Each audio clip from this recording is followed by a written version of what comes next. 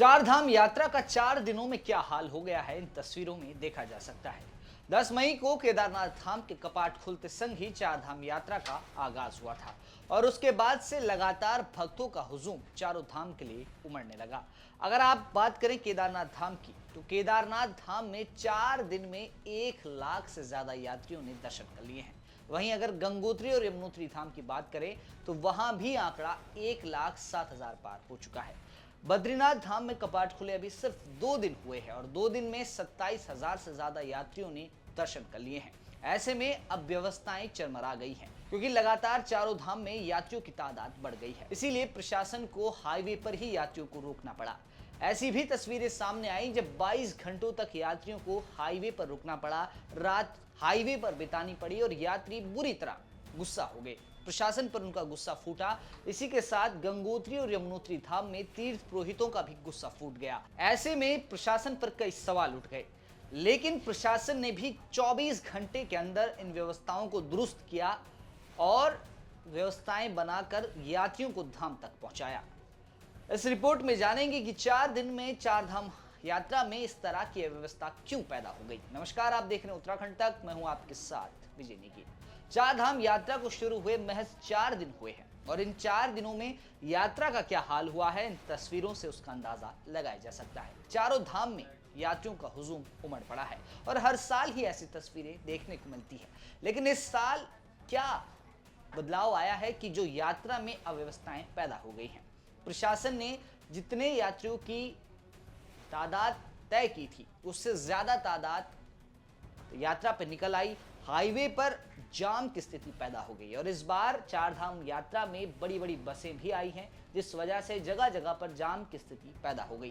Police प्रशासन को रास्ते में ही यानी हाईवे पर ही यात्रियों को रोकना पड़ा। घंटों तक यात्री हाईवे पर रुके रहे और ऐसे में यात्रियों को कई असुविधाओं का सामना करना पड़ा, जिस वजह से उनका गुस्सा प्रशासन पर फूटा। लेकिन प्रशासन ने भी व्यवस्थाओं को दुरुस्त कर यात्रियों को धाम तक पहुंचाया।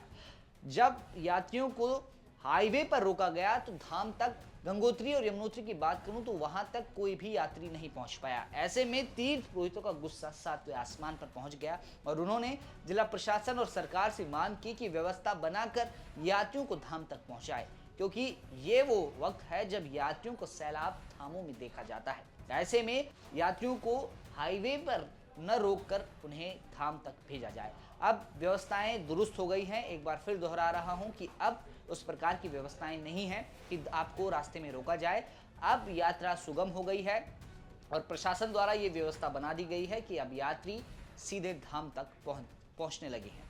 ऐसे में यात्रियों को अब मुश्किलों का सामना नहीं करना पड़ रहा, क्योंकि पिछले जो 2 दिनों में तस्वीर सामने आई थी उसमें देखा जा रहा था कि यात्रियों को हाईवे पर रोका जा रहा है, क्योंकि अव्यवस्थाएं पैदा हो रही थी। यमुनोत्री धाम से कुछ ऐसे वीडियो सामने आए जहां प्रशासन पर कई सवाल उठ गए, लेकिन अब उस प्रकार की तस्वीरें नहीं आ रही देखने को, क्योंकि प्रशासन द्वारा व्यवस्थाएं दुरुस्त कर ली गई हैं। आंकड़े की अगर एक बार फिर बात करें तो 1 लाख यात्री केदारनाथ धाम पहुंच चुके हैं।